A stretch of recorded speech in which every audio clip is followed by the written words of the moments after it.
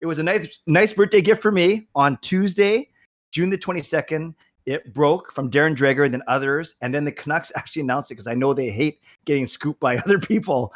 They announced that Henrik and Daniel Sedin returning to the franchise after 3 years away to be special advisors to the general manager. Right now, Jim Benning, but their title is special advisors to the GM.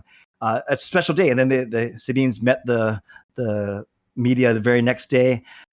Parker, when you heard it, not a surprise, because I know you and I have talked about it before, both on the show and off of it.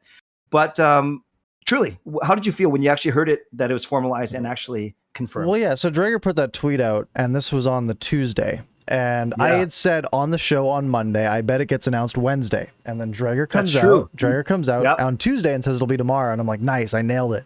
And so I'm like, do I make a video now saying that it's going to happen tomorrow, which I ended up doing, or do I wait till tomorrow for it to happen? Of course, I make the video an hour later. The news is official and everything was wrong. But so, I kind of a swing and a miss there. But as for my actual feelings on it, I kind of said it last week where they're two guys that I think they can do anything.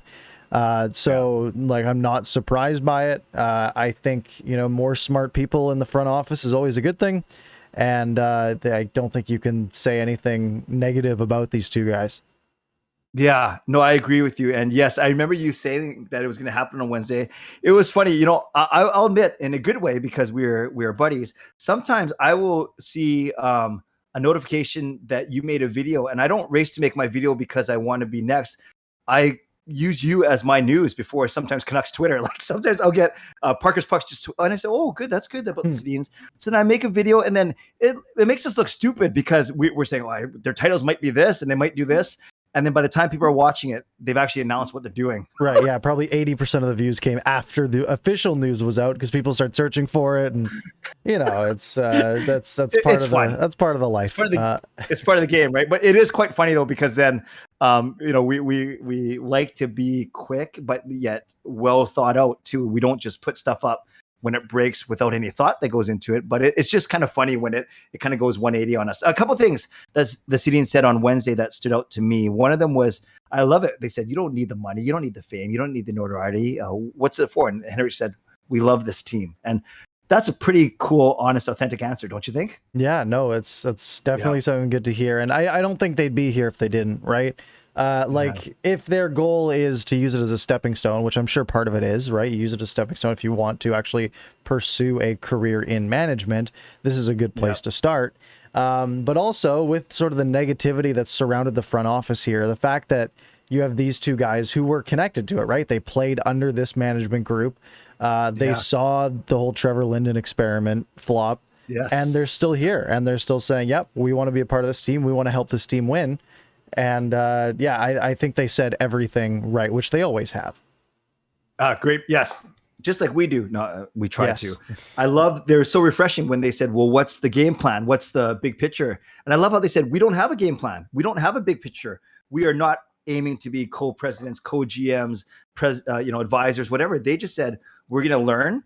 There's some stuff we know about players and development and scouting. There's other stuff they don't know about, business model, AHL, that kind of things, free agency trade. So it's going to be fascinating, but their honesty and their authenticity is very refreshing. And I think you'd agree, Parker, it's stuff. It's traits that we need more of in this market, especially after such a crazy couple of years. Yeah. And, there's been, I think Kevin Bieksa touched on it really well. And this is probably like a couple of years ago it was probably last year in the bubble when he was talking about the Sedin culture and the fact that it still lives on, right? They sort of transferred that to Horvat, and, Besser got a bit of it and those guys and of course Edler, and it just sort of lived on through that. Well, having them there is just going to help sort of reinforce that. So, it's definitely, I think they said all the right things. I think, one of them said, basically, as long as you have a bunch of guys outplaying your contracts, you're fine. Yes. And it's like, that was a great thing to hear, right? Because it's like, yes, value. Everything is about value nowadays. When there's a salary cap, doesn't matter how good your players are if they're worse than their contract, because then you're losing value elsewhere. Yeah, and I'm pretty sure they had one hand over one of their eyes and looking at the bottom six when they made that comment. But That's a good point. I love what you said too, Parker, about the Trevor Linden experience. And we both talked about this before. I know I've gone on and on about that's why it took so long for the Sedins to get announced. They wanted clarity in their job title. They wanted clarity in their job description. And there's no doubt that they saw what happened to Linden, the good, bad, and the ugly. And they're saying there's no way that's going to happen to us, whether that's more transparency with Francesco Aquilini, more transparency with Jim Benning, and simply not getting caught, right? We know the story that it was Linden on one side, slow build, Aquilini on the other side. We got to get in the playoffs. And then Benning was kind of caught in the middle and he kind of drifted towards the Aquilini side. So I think the Sedins will come in wide-eyed and ready for anything. And I think it behooves them to do so. Like, it makes a lot of sense because that's how they are, right? Deliberate, intentional, well thought out. Yeah, absolutely. I like I keep saying it, but I don't see a scenario where this fails in any way, right? Like like worst case, their suggestions don't get listened to. and best case, they really help improve the team. And I would definitely lean towards the latter there. Other than that, I mean, that's basically all I have to say on it. I'm excited. It'll be good to see them again. And you know, it gives them another shot. You know, they could, you know, win a Stanley Cup, even though I'm not, you know, it's not a near future thing. It doesn't look like, but you know, it gives them more shots at it. And before we jump off, Parker, I'll ask you one other thing. It's something I was thinking about. They do everything together. They even said as much, right? That they want to learn the aspects of the job together. But part of me, Parker, says, you're really getting two assets here. You're getting two people. So if they were willing to diverge a little bit, you're in essence getting 2 for 1. You could say, you know, one of them could be a GM, one of them could be a president, whatever. But I would just hope, and maybe that will happen naturally. I don't know if you think it will, that ultimately they will diverge a little bit. So at least one of them maybe has a strength in this area, another might have a strength in this area, and then they can capitalize on those strengths as opposed to being proverbially stuck, joined at the hip. And I think joining into an organization, into a role like this, where you basically have zero management experience, right? Like you're just coming flat out into a new role that didn't exist before.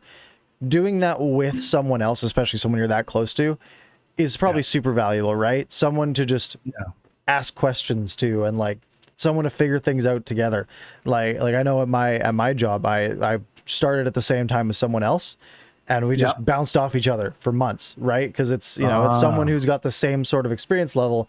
And then you can sort of, instead of learning at this pace, you can sort of boost each other the whole way up. And I think, I mean, that's what they've always done, right? They've always boosted each other and made each other better. And I'm sure it'll be a similar story here. Did you know that Stan Smeals, someone pointed this out to me. I didn't know this, Parker. Someone said Stan Smeals, one of his job titles is senior advisor. So he's higher than a special advisor. He's the senior advisor to the GM. I thought he's the senior advisor. Well, he should have known how to pronounce, you know, we joked about Vasily Podkolzin's name before, but I didn't know that. Senior advisor to the GM for Stan Smeal. I did not know that. Yeah, I don't know most of the official role titles. They're all people that are there, and they all do stuff. It's sort of how, like I could have told you that Stan Smeal was high up in there, but you know, senior advisor, it's all just job titles at that point.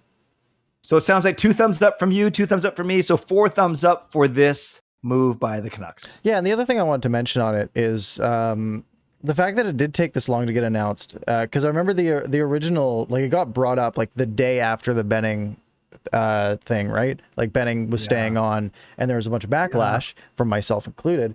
And the fact that, and everyone's like, oh, they're just using this Sedin thing to cover up the, you know, try to turn the market. And like, one, if this was their long-term plan, was to wait a month so it would really hit us and we'd be happy about it, then they did a great job. I don't think that was it, though. I think it was genuinely done to improve the hockey ops department. And and I think the fact that it took like a month and a half to get announced probably supports that it wasn't just a PR move.